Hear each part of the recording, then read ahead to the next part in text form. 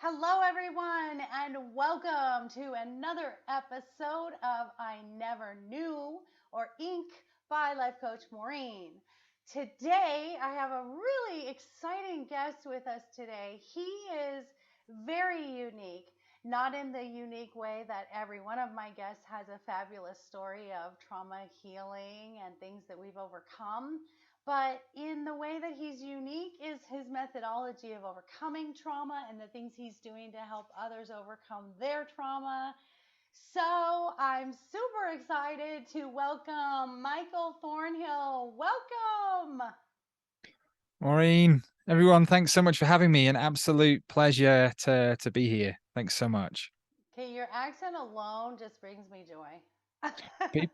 People can get healed with a British accent. It is possible. That is an alternative healing modality. Just listening to a British person. I am not even joking. Like, you could say anything. You could say, like, peanut butter banana, and I'd be like, oh, I'm in a meditation state now. So I love it. You're such a handsome guy. And interestingly enough, you're coming to us from Peru. Yes, indeed. Thank you very much. Would you Yes. like to have a quick look behind at the Andean Mountains? Really? Are you really going to do that? Oh, I'm breathless right now. Oh, you guys, this is not some fake background that we pretend we're at the ocean or something. He literally has this view outside of his window. Oh my word, I'm so jealous. Let me tell you guys a little bit about Michael. So, Michael Thornhill is a co-founder of Casa Galactica, which I think is the coolest name ever. It just makes me feel like this is big, this is huge. And this is he's out of Peru. Michael is a traditionally trained plant spirit healer, professional channel, and advocate of trauma informed care. Recovering from addiction, trauma, and abuse have been a big part of Michael's own healing journey. He now dedicates his life to helping others heal themselves. Casa Galactica offer ayahuasca healing and evolution retreats, online private sessions, and group programs for dedicated inner truth seekers and multidimensional healers. How fabulous is that? And we're going to get into what he does and everything that he offers and how everyone can get a hold of him and join if this is something that really resonates for you. Since it's I Never Knew, we start with our story. So I can't wait to hear. Tell us about your addiction, trauma, and abuse story. Well, yeah, thank you for asking, and thank you for a beautiful introduction. Happy to share more about this and anything else that we want to dive into today. So, as you may know, we've already kind of touched upon it. I'm from the UK, in North Wales, and the UK, I think, has a fabulous drinking and drug culture.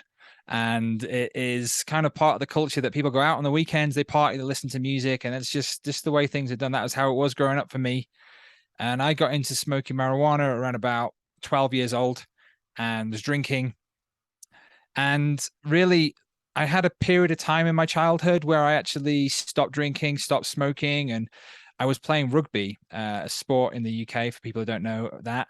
And I wanted to play professionally. So that was kind of my outlet, was training, playing sport, wanting to play professionally. And that was kind of a way for me to deal with anger, depression, anxiety, all the other things that I had not really uncovered, like PTSD and abuse and things like that. Sport was a way out for me.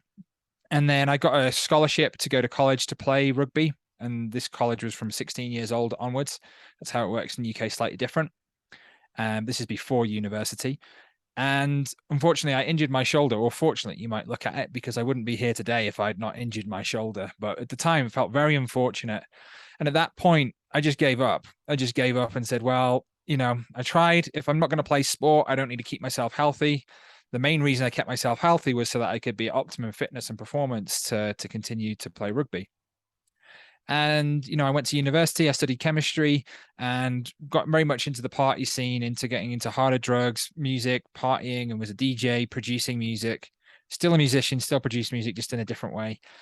And really, I just got into this life where I was chasing the weekend, and I got into a job, into recruitment and energy recruitment, finding people work in the energy sector. And yeah, earned more money and did more drugs. and kind of spiraled more and more. For the first part, I guess it was really great, a lot of fun, and it was fantastic. And honestly, I don't really regret that much in that sense, because it was just part of the experience of what I've had in this lifetime. But there really came a point where and I think it's a classic, the kind of highs get less, or you kind of have to go harder to get this kind of like high, or party for more days and these types of things. And then the lows would just get lower. And I really recognized and realized that I wasn't able to stay sober for even a day. It was straight away after work, smoking weed, drinking every day, partying every weekend, these types of things. And after a while, the kind of turning point for me, I guess, in my life, and I think many people have this as part of their awakening, was actually a death in my family. It was my mother's death about 5 or 6 years ago. She was ill all my life. I thought she would have died a few times and she'd recovered. So she's just had a lot of different illnesses and conditions throughout her life. And then when it finally actually happened, then it was a really big transformation for me, because there's all this grief of the whole year, of the whole life really, of expecting, worrying if she was going to die or not, if she was going to be there. Then there was also the support that I was emotionally and physically and sometimes financially supporting her. And then there was just the whole process of then letting all that go, and then the deep grief and sadness of my mum's gone. My mum's gone. So that was a difficult process. And at that point, I looked at my life and the amount of drugs and drinking that I was taking. And after I saw death in the face, I just felt, I don't really want to do this to my family. I don't want to do this to my loved ones. And I don't really want to die, even though I was suicidal. It was more like an apathy for life because of the depression, anxiety, and PTSD, and some of the trauma I'll get into in a minute. But that sparked me as the kind of like the catalyst to change. So I started getting into meditation. I started working with a sound healer who was doing some Reiki work, and actually got in contact with my mother's spirit through the Reiki sessions and the sound healing, which was amazing. And I thought I'd gone crazy, and I didn't really know what was happening at the time, because I was kind of suited and booted and working in the rat race and running my own company in renewable energy recruitment. But something about it I knew was very true, was very deep, was very spiritual, was something more than what anyone had told me in my life. Not anything that religion had told me, not anything that going to church or learning a religious education in school had ever taught me. Nothing that was ever passed down, or anything that was really on the radar of anyone in my group of friends. But there was something there that was undeniably true, and it was calling me somewhere. So I followed that calling and that path. And that led me to this sound healer actually mentioning ayahuasca to me as a plant medicine, which I was not aware of, which originates in the Amazon in Peru, which is why I live in Peru, because we work with ayahuasca here in Peru, completely 100% legal, just so that you know that as well. And I was in Berlin at the time, and I was able to find an ayahuasca ceremony, and I had this absolutely profound awakening, where I was able to see that underneath all of the core addictions, underneath all of the trauma and the suffering, really was what it was. It was this lack of unconditional love. I didn't know what unconditional love was, and I was chasing it synthetically through all of the different addictions, all of the different substances, all of the different ways of being.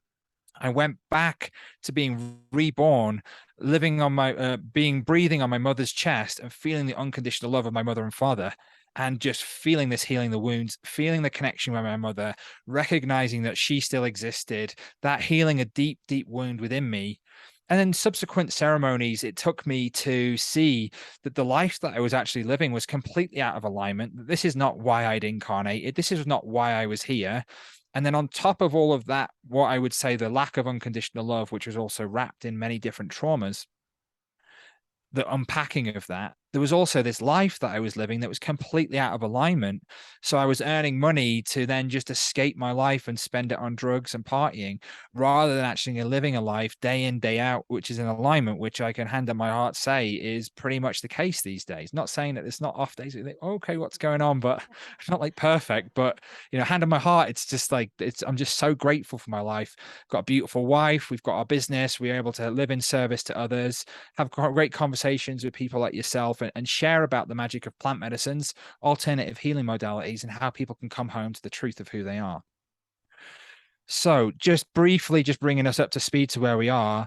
After these experiences in the jungle, in Berlin, I decided to go traveling. I went to India and Nepal studying Reiki and yoga, wanting to integrate, learn more about spirituality, found some great teachers. I went very inward and went on this big adventure that I was also able to do because I wasn't necessarily needed to be at home or close by because my mother was no longer there. So there was that also that freedom and space within that. So I went and I traveled and I booked myself into a 3 month initiation course here in the jungle in Peru, and went and studied with indigenous teachers, did many different ayahuasca ceremonies, other plant medicines on a deep journey of healing and evolution, and then learning how to facilitate and hold ayahuasca ceremonies, which was then when, after not long after that, I got a apprenticeship working at an ayahuasca retreat center, learning and continuing to study in the jungle, which is what is known as dieting, which is a period of fasting and isolation and going to learn from trees as teachers. And this is the essence of the work that we do with plants, is having plants as teachers and allies throughout the process of holding space for others. I met my beautiful wife, Jamie. We worked side by side, continuing to hone our practices and skills. And after a period of time, we recognized what we're here to do is offer trauma-informed care. And we're here to also help people to learn to channel, connect to their own multidimensional nature, embody their truth. And we knew it was time for us to start doing things on our own, because it wasn't really matching up in an alignment with the way that we were doing things, which other people were doing, because everyone has their own soul blueprint, everyone has their own way of doing things. But we knew that it was time for us to start bringing this forth. This is where Casa Galactica was born, here in Peru, which is a home in the cosmos for people to come to activate your intuition, empower your healing, and embody your truth. Where we work with different plant medicines like ayahuasca and other non-psychoactive plant medicines that are able to help clean the mind, body, and spirit. We work with people with a lot of trauma, PTSD, abuse history, and help people to also step into that unconditional love that I mentioned before that I found in my life was missing. Help people to recognize and connect that that's actually our true nature. Help people to learn to communicate, contact spirit in a way that's going to be empowering for them in their own healing journey, and also help people become aware of their own multidimensional abilities to help others heal and evolve. And this is our life's work. And we're based here in the Sacred Valley of Peru. And we run small 4-person ayahuasca retreats, healing and evolution retreats, where we combine all of the work that we do, channeling, intuitive work, trauma-informed care, plant medicine, in an environment that really can help people change their life, that can catalyze processes for 5, 10, 15 years, whatever it may be.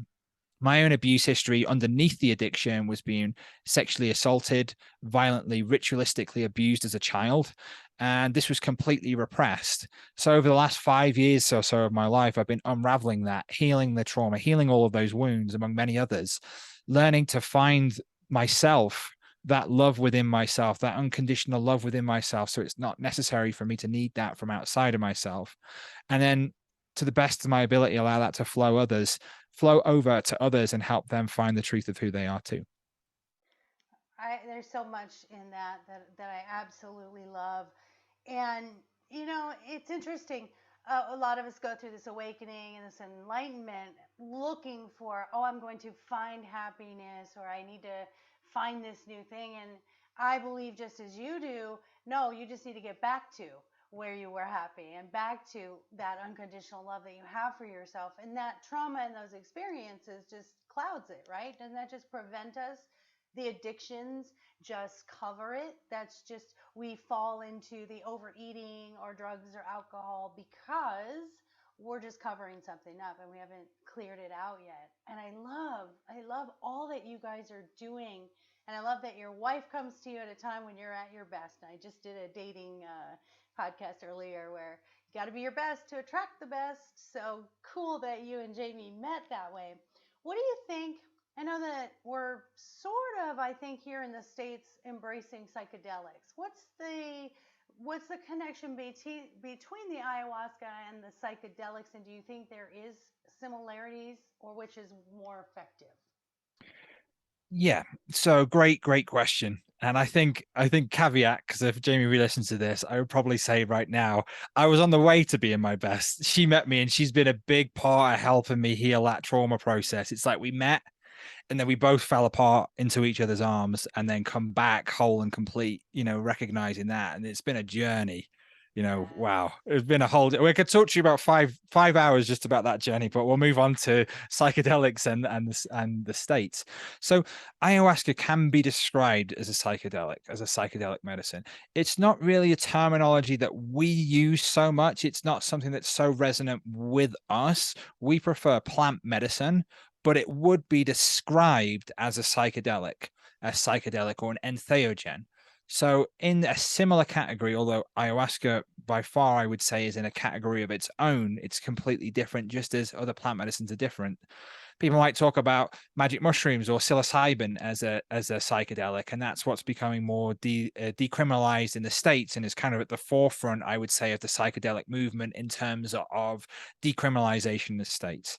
And then we kind of get into a gray area where we can also discuss some pharmaceuticals as psychedelics, which might come into like LSD and on some level ketamine as well. But there's a difference there because I've got a chemistry background, so I use this as much as I can because I paid for it. So I have to like share a little bit about it. Heck yeah. Yeah. Get your money's worth. Let's do this. The chemical of that, even if you create the chemical analog of a plant medicine, it loses the spirit. It doesn't have the spirit. It's still consciousness. Chemicals are still consciousness. It's not void of consciousness, but it's void of the plant medicine consciousness. It's a synthetic, it's a man-made consciousness versus something that's natural and that has a spirit, which is multidimensional in this sense. Just like these plants behind me are alive, they have their own vibration. Just like when you spray your plants and you water and you talk to them, you can feel the vibration of those. There's a spirit, a multidimensionally how these plant medicines work, physically, mentally, emotionally, and spiritually on many different planes.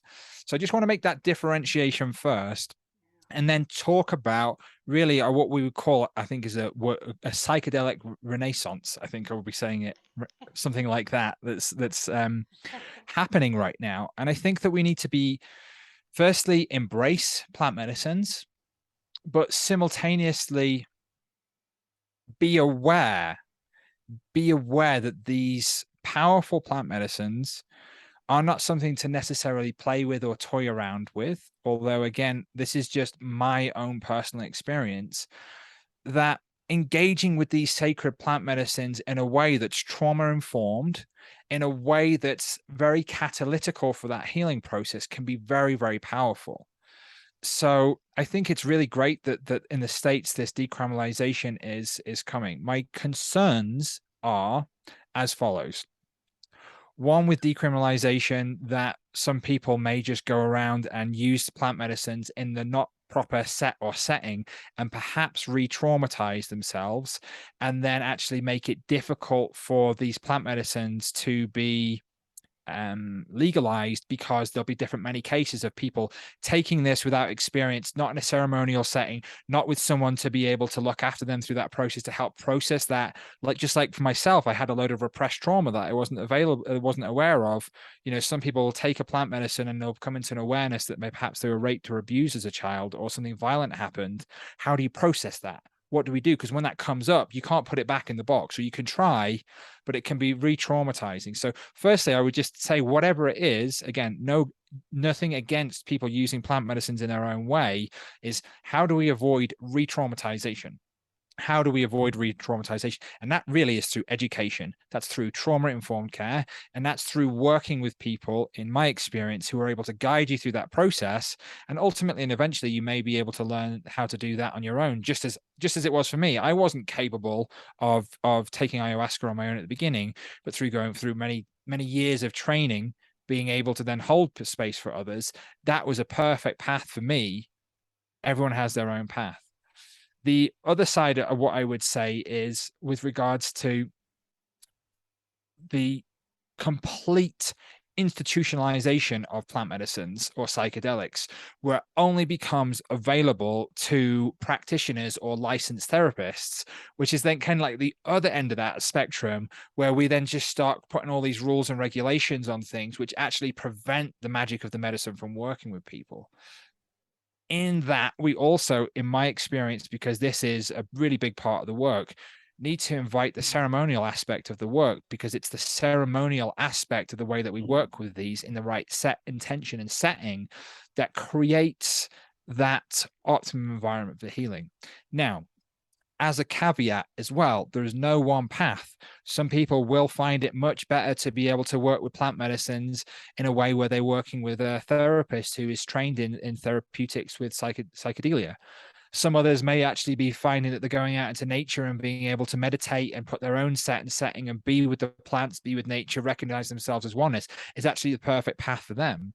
And then in addition to that, then people who are actually ready to come and do deep ceremonial work in a way that's trauma informed, where people are able to guide you through that, then that's another path. I think that what we should really recognize is that there's benefits in each of these paths, and that if we can create safe, integrous settings for people, ultimately, I do not believe that law enforcement and governments will ultimately have any reason to keep these substances illegal. And if we actually create the right conversations like this, if we're able to discuss this in a way, we're able to help each other how that we create this optimum environment for healing, it will be very transformative on a personal and collective level. With the caveat also that needs to be very careful when we're talking about plant medicines is that you don't have to take plant medicines to heal. You don't have to be able to take plant medicines to heal. In fact, it's contraindicated with many different medical conditions or psychological states. It might not be the path for you. So, in my experience, how we can create this tool, which is widely available to people who are ready to come and do this work, it's our life's work, and why we do it in the way that we do. That we help educate, we help inform, we help people to have these safe transformative experiences so that they can come home, integrate these experiences and transform their lives. I I I completely agree with you. It's like comparing therapy, counseling, and life coaching. You know, there's not a one size fits all, but life coaching may work better for someone and therapy may work better for someone else. I love that the gist of it is that if we're doing it in a healthy way and we're with someone who understands how we have to be careful with this and walk through this isn't just some feel good party drug. This is for a purpose. And I love that your life's purpose and that your wife as well. Involving the plants and the spirits, I'm very much a believer that we have to be in nature. And I think you saying that about the plants and losing the um, excuse me, the characteristic of the spirit of the plant, I agree with you. I think even with marijuana, I know that it can be abused in one way, but in other ways, it is still more natural than something we've made in a chemistry lab. And I think it's good that we are at least embracing the idea that we can do this. If we keep this in a clinical or safe environment, or even going out in nature by ourselves and doing a meditation, I love everything that you said about that. Now, when you say I love trauma informed. That's my favorite word that you're saying right now is be trauma informed, trauma informed. Tell me what trauma informed involves, and when you say we help them process it so they don't re-traumatize, I'm so interested in that and what that means and what does it look like when I sign up for this with you? Absolutely. Well, thank you for asking that. Firstly, I'd say that our 10-day ayahuasca healing and evolution retreats are a container over the period of 10 days where you're in person with us in 10 days. And it's a really, really transformative experience where we're able to disseminate many different teachings and informations that we've learned on our own path, able to channel information from spirit to be able to help people heal and evolve, and do this in a safe, trauma informed way, which we'll dive into now. So, again, from my own bias, the reason that we do these 10-day healing and evolution retreats is because I hand on my heart know and believe that when people come and work with us in that set and setting, it's highly transformative, and it may take people a lot longer period of time to get to where you're going if you don't have that kind of right teacher or guide. So we're here as a teacher or a guide to help you awaken yourself. And the analogy that I love to use is like Morpheus in the Matrix. Morpheus being the teacher, Morpheus's job is to help Neo awaken. It's not how to teach him how to be the one, it's how for him to learn how to be the one himself. So this is what we're here as guides and teachers, and why we're so effective at this is we're always pointing this back to yourself. We always have the plant medicines as a framework that it's going to awaken you to the power of your own consciousness, which is not often done. It's not always done in this way. Often our power is given away to things outside of ourselves, like plants, and we've become reliant on these things to heal ourselves. It's not the case. They're portals for us to awaken our own inner healers. So, part of the trauma-informed care is really empowering people, and this is at the heart and the core of what we do. It's also about being transparent. It's also about giving people choice, about creating integrous and safe environments. It's also about collaborating with people about your own healing journey. So there's many different arms and more that I could talk about here, but at the essence of it, when you come to work with us in a trauma-informed way, it means that we take into account that you may have experienced trauma and that you may not be aware of that. So we treat and work with you in a way that accommodates for you to awaken and heal yourself through that trauma, while simultaneously recognizing that there's absolutely nothing wrong with you, that you're already whole and complete, that there may just have been events within your life which may have caused traumatization. So we don't see you as a victim in that sense. We're able to help you awaken to that truth. We're able to, throughout this whole process, tell you everything about the medicines that you're going to be taking, give you an invitation, a choice if you want to take the plant medicine this evening, how much you would like to take, what activities that you would like to partake in. We're also completely transparent about what the effects may be, what the risks may be, how that you can look after yourself. We're first aid trained, and we're able to have protocols and safety procedures in place that really account for all eventualities. We're able to take people through these processes in a way where, when people are able to collaborate with us and with the plants in their own healing process, that integration of that, people go away feeling empowered, being empowered through the recognition that they have all the tools that they need themselves.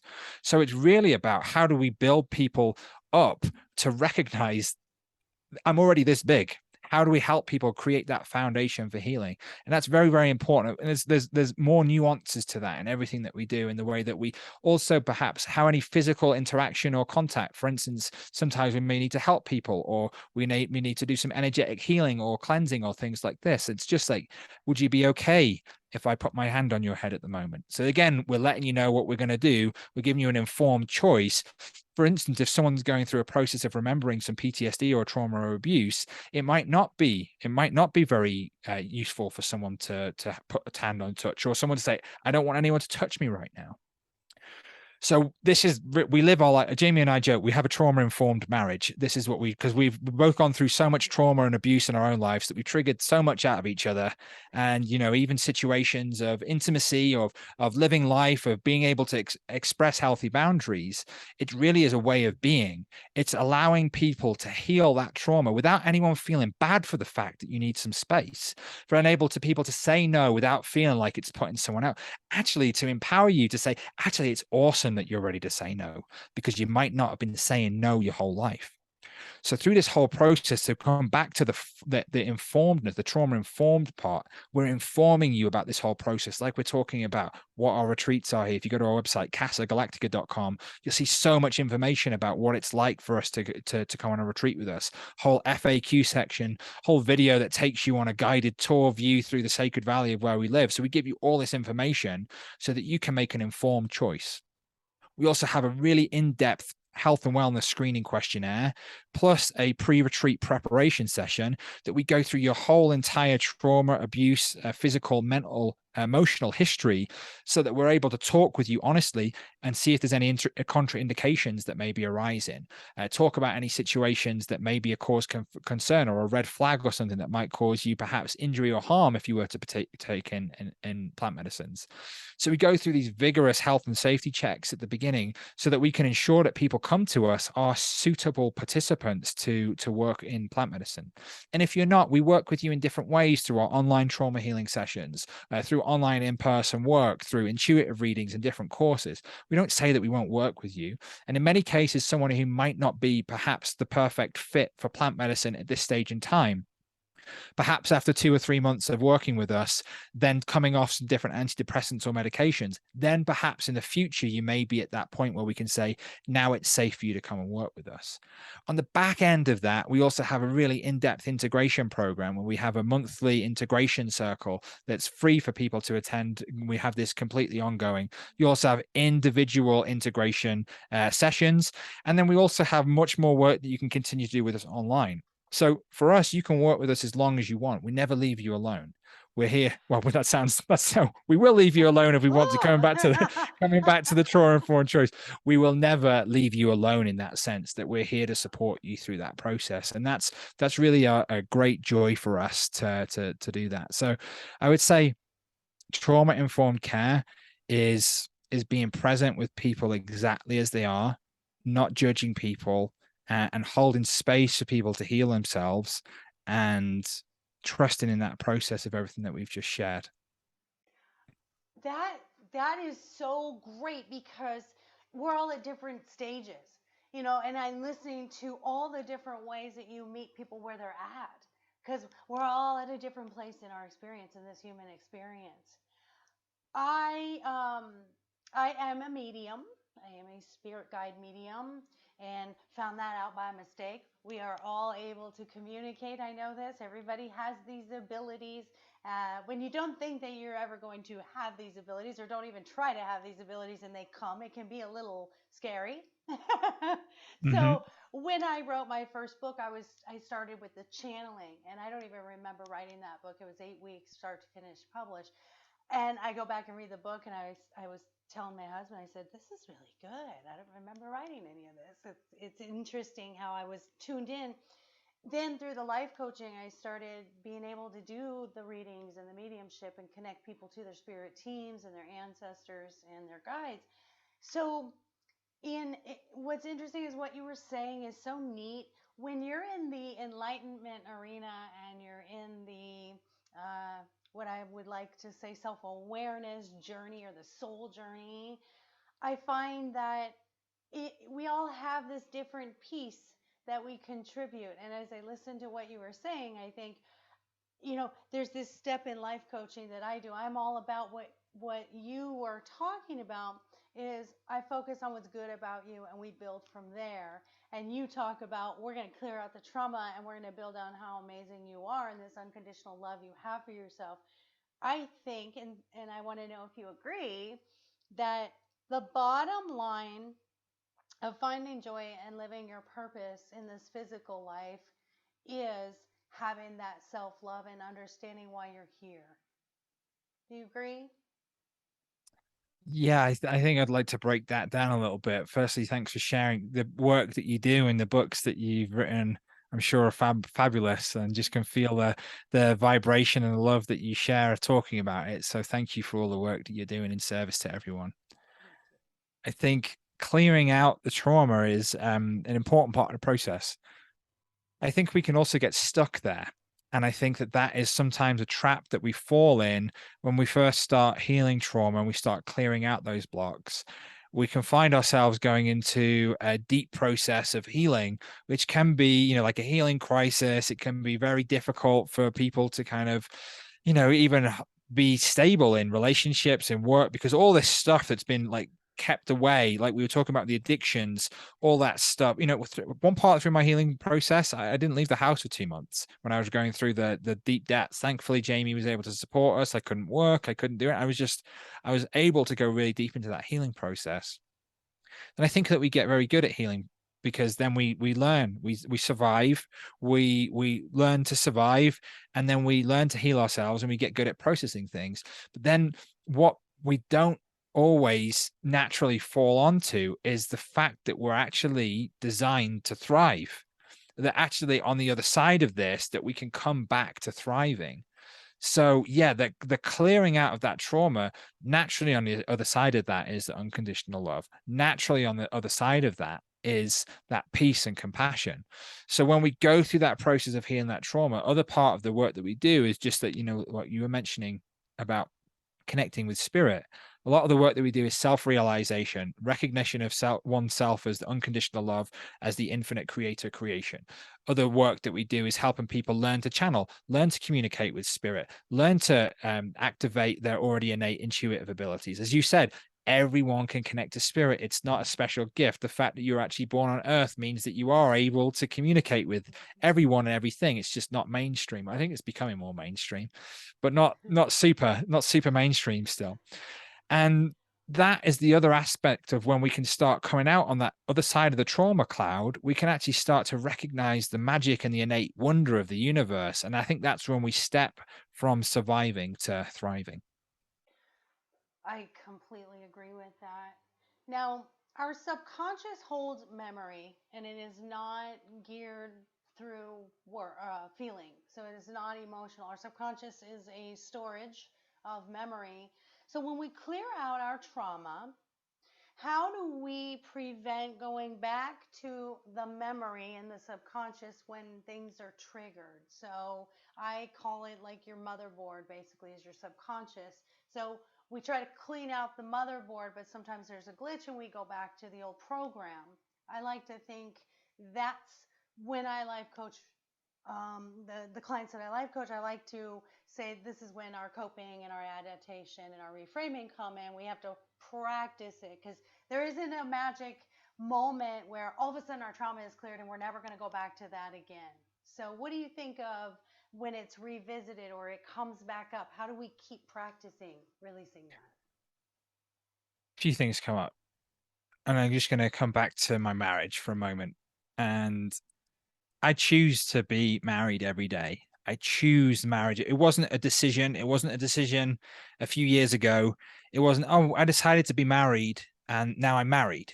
It's like how I act, show up, behave, my commitment and love for Jamie, and how I show up in that way. There's a choice every day that I make to build and strengthen our marriage. Now, we can turn this back in terms of self-love. Ultimately, we're all choosing to a certain degree the vibration which we are wanting to inhibit. Say that with a caveat, because there may be unconscious repressed trauma that may come up, and then we find ourselves going back, what you say, to that glitch. So the first thing is to what I would say in terms of the choosing that vibration, just for someone who wants to get fitter or healthier, like there would be a choosing of the vibration of health and fitness, and it might be going to the gym or going for a jog or a run every day. There's a choice to maintain that vibration. If you don't continue running or doing that fitness over a period of time, your respiratory fitness kind of depletes, and you may go back to like that motherboard of what you were mentioning. So there's that choosing, that recognition, the integration, and we do a lot of work with integration, is how do I then start choosing the vibration that I prefer? So when we go through these healing processes with ayahuasca and plant medicines, life transformation can happen instantaneously, but then the actual integration of that can take several months, even years, because then you're having to choose. Just in my situation, I have to choose to be sober.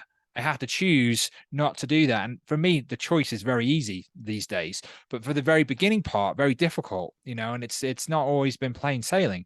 That comes up, that glitch. There was a period of time where I went back to smoking cigarettes, and there was a period of time where I went back to having the occasional beer, and I just noticed then the addiction coming back in. So in this same sense, though, if I went back to that motherboard, like I did, I'm just saying about the smoking and drinking occasionally, and kind of just like kind of feeling that addiction coming up, then for me, there was something in there at that motherboard level that wasn't healed, that wasn't cleared. So what me actually going back wasn't actually regression. It was me going deeper. It was me going deeper into the wound. So there's, without spiritually bypassing anything ourselves, there's an opportunity to recognize that if we regress back into something, on some level, there may be more for us to see, more for us to heal, more for us to do. And it's simultaneously, there is that kind of free will choice that we make, that on some level, there's kind of just like the energy of just saying, I'm just not going to do this anymore. I'm going to choose this. Or it's just kind of like when you get up in the morning, it's like, I'm going to set my alarm and I'm going to sit down, I'm going to do meditation 15 minutes. If you don't do that, that vibration is not going to be there. You have to, on some level, be proactive in that.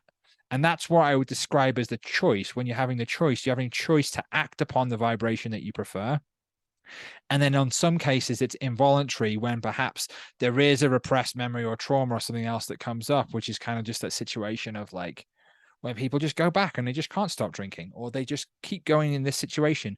Just like at the beginning part for me, before I'd found ayahuasca, every time that I try to stop smoking, stop drinking, I was never able to actually choose that vibration fully because I didn't see all the trauma. I didn't know all the abuse. I had all this other unraveling to do. So I think it's just this acceptance of where we're at, and then asking for help, and then learning how to integrate and inhibit the vibration that we prefer. Ooh, I have to write fast because I love everything you're saying. Acceptance, asking, and then integrating. And I completely agree with you 1,000,000%. In life coaching, I always say first we got to recognize the things you're doing before we can integrate something different. You can't change something you don't know you're doing. And I really love that. And the theme of every single podcast with my guests is everyone who's overcome anything in their life has said, I finally realized I had a choice. And when you said that, the irony of that is I always say on my mindfulness and positivity Facebook group, Happy Tuesday. And here we are on Tuesday. So I really love that. Yes, that's interesting that you say that. I've never looked at it that in that way, that if I'm revisiting something, it means I have to go deeper. Because I've always looked at it as if I'm asking for an experience over and over. So I'm either learning still or I'm going to be teaching. And once I've healed, I'm ready to teach. And when I'm asking for a repetitive experience in my life, then I'm not ready to teach it yet. So I haven't healed that fully. And Mhm. that resonated so much with me where you said, then you have to go deeper. Because I find when I think I've achieved something, so for instance, so I have, say, a romantic relationship, and I get out of that because I know I deserve more and I have self value and self worth now. I'm like, great, I'm great in that area. Then all of a sudden, I have a family member who's mistreating me and treating me as if I'm not worthy. And I'm like, well, wait a minute, I got out of this romantic thing. Why is this presenting itself? And then I have a friendship that comes along. I've been finding myself in those moments. It keeps repeating itself, and I keep saying, wait a minute, I thought I already achieved that. I thought I already got through that experience. Why am I asking to repeat this experience over and over? What do you think is the answer? Okay, great. I love this. So a couple of things. One, again, and we've had similar situations simultaneously because we lived here in the Sacred Valley for periods of time. We've lived in the jungle, and ultimately, when the kind of pandemic hit, we decided to move back to the Sacred Valley and build our new retreat center here and work out of here. Now, it's interesting that what we found through this process, and some of the reasons and some of the things that in our own personal processes of building a business and holding retreats, there were some things that we kind of felt like, well, I can't wait to kind of like leave this behind in the jungle. And then it just like shows itself up in a different way. And it's like, you're not getting away from that one. You're not getting away Exactly. from that one. So it's like Jamie and I have been laughing and just like it's hilarious, you know. And of course, this is not the overarching thinking like, oh, nothing's changed. We're absolutely so happy where we love and live and work, and it's an absolute, I would say, a beautiful and perfect choice for us. And that choice of that choosing where we want to be. So there's that recognition of that self-awareness of just taking a few breaths, and for us, it's just like, well, you know, what is there for me to learn out of this? What is the process for me? How do I shift and change this? And there's been, different energies that we've been kind of interacting with that have enabled us to really integrate and change the vibration which we operate at through being reminded that lesson continuously. Now, the quantum kind of, or I would say the quantum leap, the quantum process of what really can happen for people in this process that I'd like to make people aware. And again, anything I've shared here today doesn't resonate with you, please feel free to leave it behind. But this is my experience, and this has helped a lot of clients that I work with in my online healing sessions.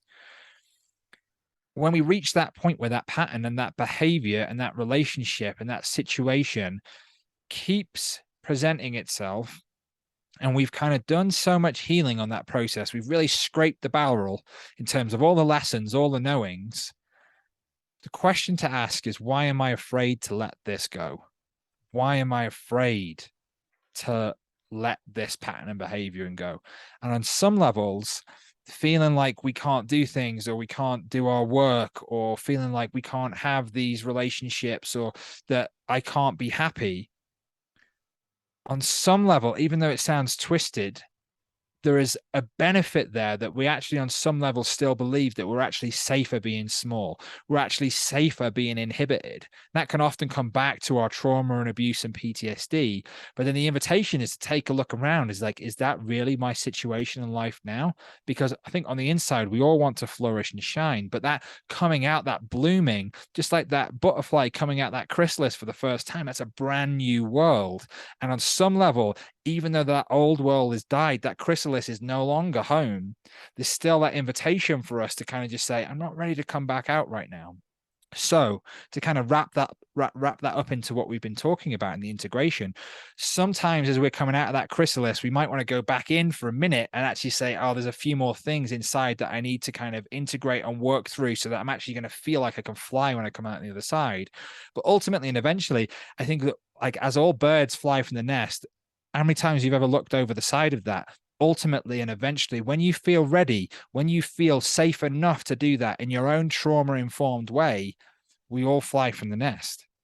And the question is, what am I believing that's keeping me playing small, investigating those limiting beliefs, those perspectives and behaviors, really finding out if they're really true, really finding out if that's the vibration that you choose to inhabit. Because when you see that limiting belief, when you become aware of it, when you take time in meditation or trauma healing sessions or whatever it may be to investigate that belief, when you see it, you can't unsee it. So when it's seen, on some level, there's already more choice than in the unseen. Again, it might not always be able to just be as easy as I'm not going to do this anymore, but sometimes it is. So the question is, why am I not choosing what I prefer? Listeners, are you hearing this? Because I'm mesmerized. I could listen to Michael talk all day. And literally, I think I just had an internal breakthrough. So I need to go to a 10-day retreat in Peru for sure. That's going to be on my bucket list for the next 2023, I think. You really, really helped me. I just, as you said, why am I afraid to let this go? That's what resonated with me. I can experience this thing over and over and think I've gotten through this, I've gotten through this, and I'm proud of myself. I validate myself. I know my coping skills. I can do this. You know what? You're absolutely right. Why am I afraid to let this go? In a way, tell me if you agree. We have trauma identity. Like if I don't identify as I was this person who went through all of this thing, that's what I bring to the world, then it's almost like I can't let that go because then am I of any value anymore if I'm not a broken person or if I'm not a trauma minded person? I mean, really, that was such a breakthrough just now hearing you say that. I did a little shadow work for a second there and went, oh my gosh, Maureen, it's not that I'm stuck at the trauma, but I hang on to it, that little seed in the back of my head. You got to hang on to that little piece of it. So, what do you think? Well, firstly, I think you should book a plane ticket and come and see us. We'd love to have you. I So know. if you ever want to talk about that off the show, just feel free to send us a message. We can talk more. We'd absolutely love to host you here through that process of healing and evolution with us. It's yeah, thank you for your interest in that. What I would say to kind of just go further through that is firstly, I'm glad that I'm able to reflect that to you so that you can have your own process of healing. And the analogy that wants to come forth is, imagine, say, for instance, and again, nothing wrong with working in IT or a data entry job. I'm just using something that people maybe be able to connect with. That perhaps there's like an IT or a data entry job or something that someone was just really not liking. It doesn't matter what the job is. It's just something that's just like, this is not what I want to do. I'm bored. This is just like kind of mind numbing. I don't want to do this anymore. So whatever that may be for anyone. And then we've kind of been in that like 10 or 15 years, and this really amazing job, and the kind of the other kind of like thing on the other side comes, it's like you get to be a rock star, you get to be a musician and a rock star, and you get to be touring all around the world. And again, this might not be for everyone, but this is your dream. And then it's like that dream's available and someone invites you to the band, and we're like, yeah, let's just say like Freddie Mercury is still alive, and Freddie Mercury's like, you want to join Queen? And then you're just like, but I'm really good at data entry. I've learned all of this. I get I get my value from data entry. I've learned all this. If I let go of the data entry job, then the last 10, 15 years have been a waste of time. So I'm not ready to let that go anymore. So we can apply that to the trauma healing process that we find ourselves, what I would say is stuck in the old vibration of who we are.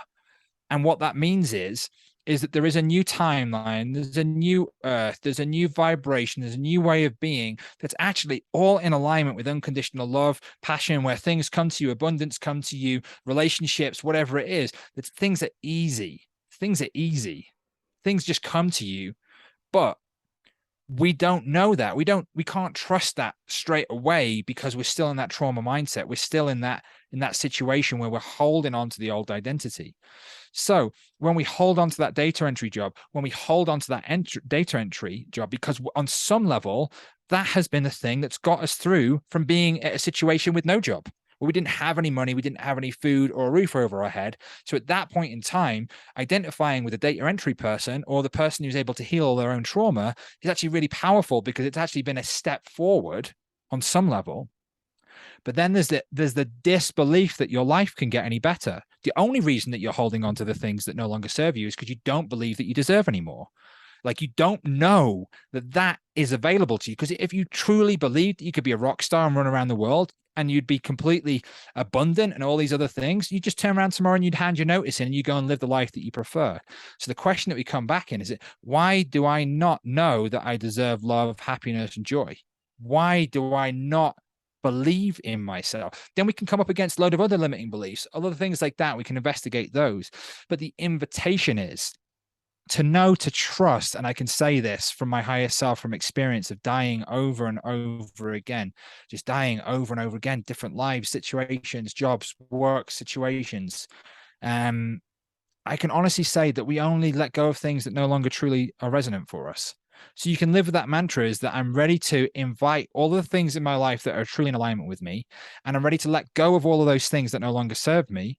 And then you can just get on the ride and you can stop worrying if it's going to work out or not. You can just allow it to unfold. And that's where we start to trust in that universe. We're able to be that butterfly that flies out from the chrysalis and just knows that even if I only live for 3 days, it's going to be my perfect life. And that's my existence.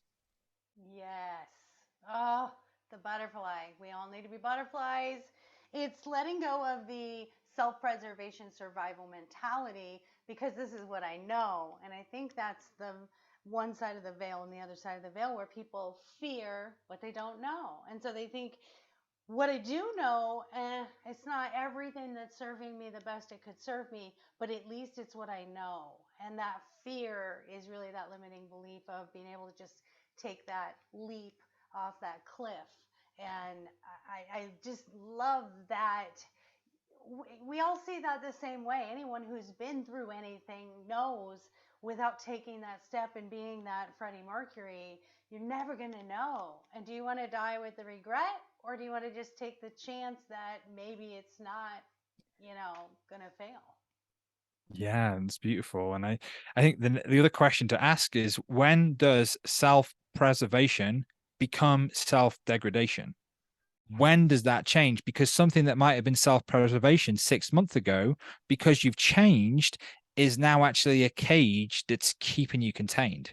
So the question is this evaluation of where am right now, right this second, right today. Stop holding yourself accountable to who you used to be. Start believing in who you are right now and give yourself absolute permission to transform in every moment. Live from that place. Listeners, did you hear what he said? And I'm going to write that down. When does self preservation become self degradation? Because we are ebb and flow energy and we change every single day. So, what worked yesterday may not work tomorrow. What was 2 years ago? I was a single parent raising kids in a corporate job that I absolutely despised. And this last December, I'm like, I can't do this anymore. I started my life coaching and wrote the books 4 years ago, but I was hanging on. I was self-degrading, degrading. I can't get that word out. That's what I was doing. I was holding on to that old belief that it's self-preservation. I need the security because, gosh, what would happen if something happened to my husband? So, what a wonderful, wonderful awareness that you just gave us all, guys. When does self preservation become self degradation? And when you're feeling you're not in alignment and you're not in the vibration of your highest desires and what your intuition is telling you brings you the most joy, then you know you're in self degradation. Gosh, I can't get that one out. So as we wrap up today, I just you are so I could just sit here and listen to you all day. I'm really engrossed in your mind and the words and the experiences that you give to everybody. I love it. I love it. We are going to meet one day in person. I know this. Um, so we're going to close this up with how can everyone find you? Where can they find you? What do you have coming up? Any promos, any books they can go to? All of it. It's all you right now. Awesome. Well, thank you, listeners. Thank you, Maureen, for having me an absolute beautiful conversation. I agree. We could talk all afternoon, but I know that we both have places to go. So thanks, listeners. Please go to casagalactica.com and we have all the information about all of our work there. That's casagalactica.com. Invite you to check out our 10-day ayahuasca healing and evolution retreats, where we go into so much depth into so many more deeper levels and layers, working with ayahuasca ceremonies, channeled workshops, different plant medicines, saunas, campfires, one-on-one sessions in a trauma-informed, safe environment limited to just 4 people, that is designed to help activate your intuition, empower your healing, and embody your truth, i.e. help you integrate and choose the vibration more and more easily, come home to the truth of who you are, and choose that consciously and effectively and efficiently in every aspect of your life. So if you want more information about that, you can also get a 30-minute free consultation with me or my wife, Jamie. So you can book that via our website, and we can talk about your own personal situation of how that may benefit you, talk through any fears or anything that might be coming up, and talk to you about the logistics of how that can be reality for you. We'd also invite you to join our mailing list. And the reason being is that when you do that, you're going to get some amazing tools for transformation into your inbox straight away. You're going to get a 5-hour fundamentals of healing trauma workshop, which I taught online as part of my healing evolution workshop series. Within that, there's also a multidimensional healing ceremony, which gives you a little taste of what it's like to sit in an ayahuasca ceremony with us. And then we also have, written by my amazing wife, Jamie, a beginner's handbook to strengthening your own innate intuition. You can go and get that straight away as well, plus 20% off your first online session with Jamie or I. So hope to see you there. And yeah, please feel free as well to go to our growth portal, where we have other conversations such as this, talking about plant medicines, ayahuasca, healing and evolution, channeling, all of the above, and much, much more. So thank you so much for your attention, and just sending a prayer of love and gratitude out to you all, and just wishing you all the best. Thanks so much, Maureen, and all the listeners. Yeah, there's nothing that he is not able to. Ooh, that's a double negative, or that's a negative. But there isn't anything involved with healing and trauma healing that they cannot help you with. He just listed this entire list of getting the free booklet, for getting the 30-minute call with them. So before I leave every guest, I always say, what is the one thing you never knew? I was already healed. Yeah. You were already healed. You just didn't know it. Mm-hmm. You had to find it. That I knew it was going to be okay. I didn't know I was going to meet my wife, Jamie.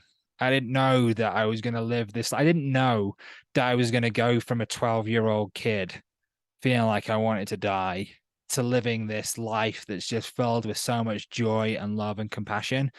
The level of transformation that I've been able to go through, I did not know was possible. And that's available for everyone. It's not just me. And I just wish you all the best. Whatever that path may be, know you're already healed. Know it's already all okay. There's nothing that you can do to be not unconditionally loved. So just go and live your life how you really want to. Beautiful. That's so beautiful. Whatever stage any of our listeners are at, that's a beautiful thing to share with them. So the very last question that I ask everyone is a little bit lighter and a little more fun. What is your shameless self indulgence that you do for yourself? Motorcycle riding through the Andean Yes. Mountains. Yes. Now, see, people surprise me. That really just surprised the heck out of me. You can knock me off my chair right now. See, I love that. You never know what people do to find their joy, and you like motorcycle riding through the Andes Mountains, you said? Yes, indeed. Yeah. What kind of motorcycle do you have? Well, that's a sad story. I don't have one at the moment. When we went back to the jungle, we sold one, and over the last year or so, we've been investing everything into the center and the work and bringing people here. So this last year has been, I would say, on that sense, a little bit selfless. Yet my shameless self preservation or whatever you want to call it is a motorcycle's coming soon. We've got the dry season coming up again next year, so we've still got out chance to like rent motorcycles from time to time. But yeah, my wife and I, we love to go on big trips around. So that's our way of just really, I think probably the best way to enjoy physical reality is just driving through the mountains on a motorcycle. So yeah, we'll be getting another one again soon. I love it. Yes, get out in nature. I think anything in nature, the wind in your hair Hmm. is wonderful. Yeah, get into the vibration of it. Don't make me start a GoFundMe page for you because I'm like, you need a motorcycle now. So you'll get it. I know you will. You're going to manifest that. And the fact that you're so driven and motivated to do this life's work to help others. I think everyone in any arena of speaking motivationally or healing work or light workers, teachers, all of it, the beauty of the bottom line is that we've all had these experiences that we've chosen to bring forward into the world and raise the vibration of the planet so everyone can learn from each other because that is why we are here is to help one another. So Michael, you are such a joy and I'm so grateful that you are on today. You're just a plethora of information and knowledge and even shocking sidebar shocking things in a chemistry major. Wow, okay, so thank you so much and we are going to reconnect, guys. Thank you for listening today. If you want to contact me, I'm at lifecoachmaureen.com. My books are available on Amazon. My dog is more enlightened than I am, and my dog is my relationship coach, as I believe that our animals teach us unconditional love every day. And please go leave a 5-star review. Please share and get your friends listening to this podcast so we can share the love and raise the vibration. Michael, you're amazing. I thank you so much for being on here. Thank you so much. Beautiful, absolutely great experience, and really fantastic to connect with you all. Please do not hesitate to reach out. Anyone, more than happy to connect with you all. Thanks so much.